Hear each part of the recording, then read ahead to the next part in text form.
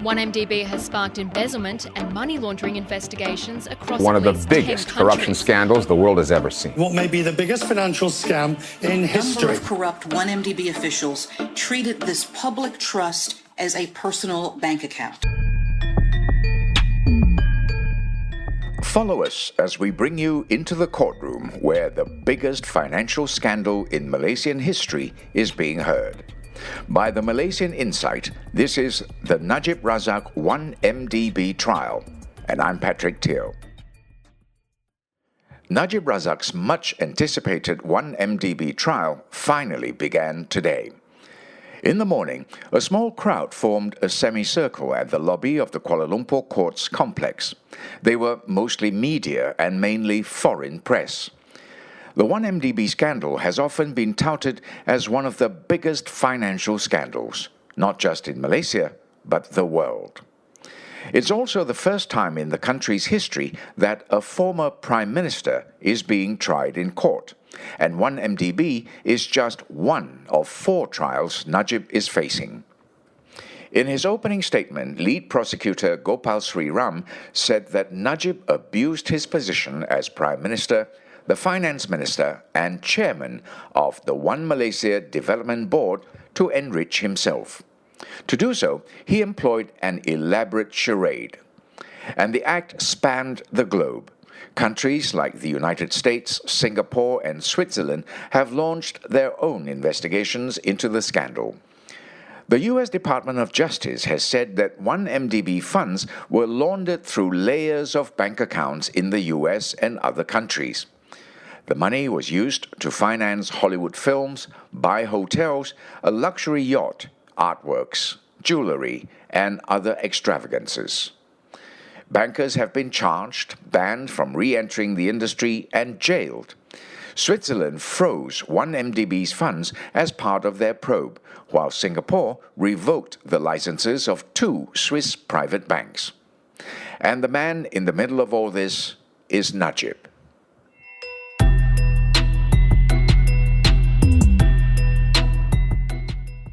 In total, Najib faces 25 charges over 1MDB, 4 counts of abuse of power, and 21 counts of money laundering involving 2.3 billion ringgit.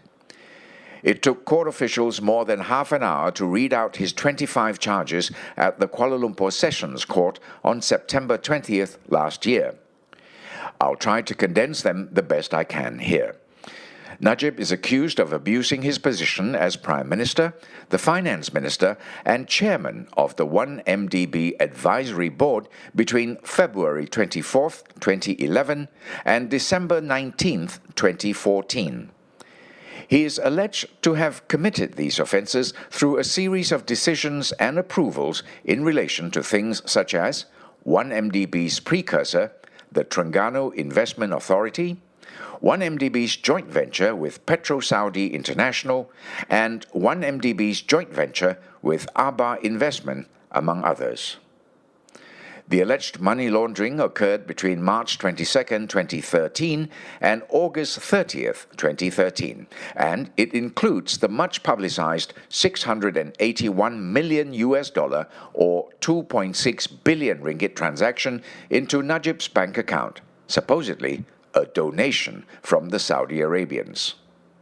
Najib is accused of receiving 2.08 billion ringgit in his Islamic Bank account from Tanor Finance Corporation at the Falcon Private Bank in Singapore. Identifying this as the source of the transfer of funds to Najib, prosecutors also dubbed this case the 1MDB Tanor trial. Tanor is owned by Eric Tan Kim Lung, an associate of fugitive businessman Low Tek Jo or Joe Low. Gopal, in his opening statement, called Joe Low Najib's alter ego and mirror image. He said that what the prosecution will establish will show that the businessman and the accused, quote, acted as one at all material times, unquote. Suffice to say, Joe Low is a central character we'll be hearing about a lot in the trial. Najib is also accused of transferring illegal funds out of his Am Islamic account, totaling 2.197 billion ringgit. This included 2.034 billion ringgit to Tanor and 162.4 million ringgit to another Am Islamic account owned by him.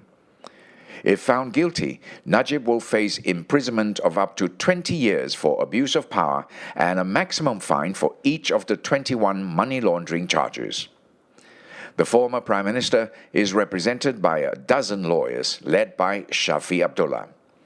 The trial will see the prosecution call at least 60 witnesses, including possibly high-profile personalities.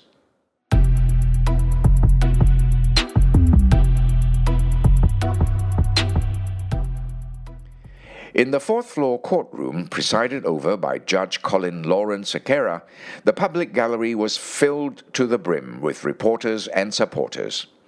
Among them was a lawyer appointed by Goldman Sachs to observe the trial.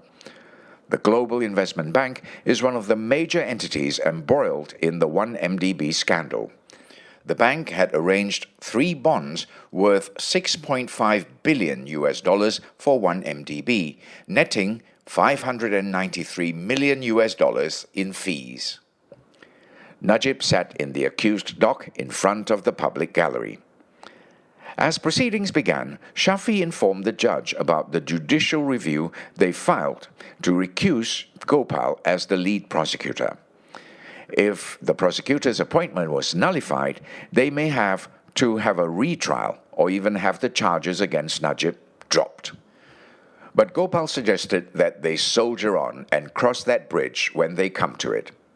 Gopal is an imposing man with thick eyebrows that frame his face. He read his opening statement loudly and clearly, projecting a commanding presence in the courtroom.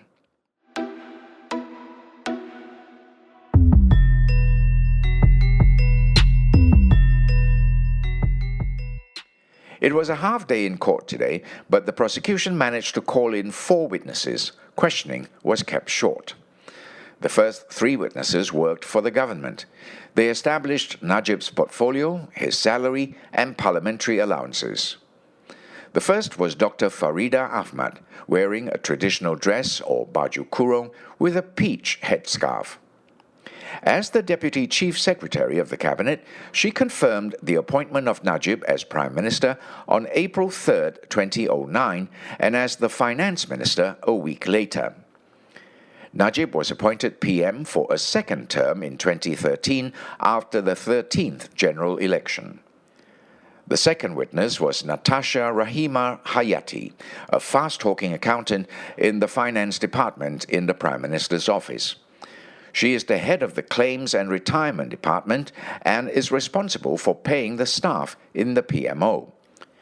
She said that Najib's monthly gross salary from May 2009 until he stepped down as Prime Minister in April 2018 was 58,606 ringgit. This was for his role as the Prime Minister. In May the same year, he received a further 1 million ringgit as special payment as the outgoing Prime Minister in accordance with the law.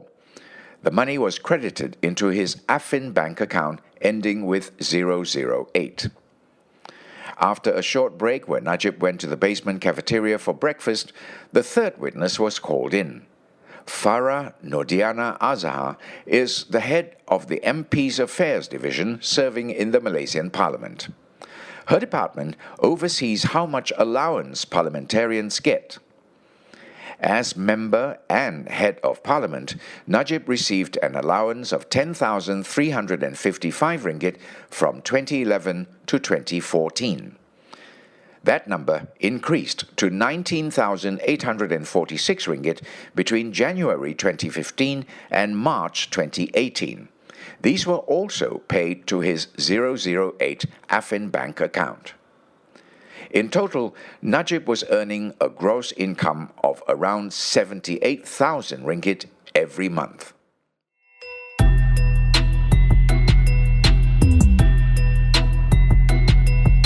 The fourth witness was probably the most interesting of the day. She was Nurhaina Hirawan, the former CEO of AUB Solutions Sdn Bhd. AUB was set up to serve as a digital agency for Najib and manage his online presence, so that Najib could engage with the public in a less formal manner. It was set up at a time when the then-ruling coalition Barisan Nasional, or National Front, was facing declining popularity. They were also up against the then-opposition's effective use of social media. As the CEO of AUB, she planned communication strategies which she presented to the Prime Minister and his office. Najib's special officer, Amhari Effendi, worked alongside Nurhaina in AUB as her co-director and liaison within the Prime Minister's office. She would later take over his position in the PMO as Digital Press Secretary. For that, she was paid 24,000 ringgit a month. At 1:40 p.m., proceedings ended as the prosecution had run out of witnesses. Outside the courtroom, Najib's lead counsel Shafi told the press that the prosecution promised a great deal in their opening statement. But as for the defense team, they have always maintained that Najib was misled by Joe Low, who is, conveniently, in the wind. This podcast was brought to you by the Malaysian Insight. The team behind the Najib Razak 1MDB podcast are Revati Subramaniam, Yapik Kwan, Yvonne Lim, and Ravin Palanisamy. Timothy Acharyam provides additional reporting. And I'm Patrick Teo.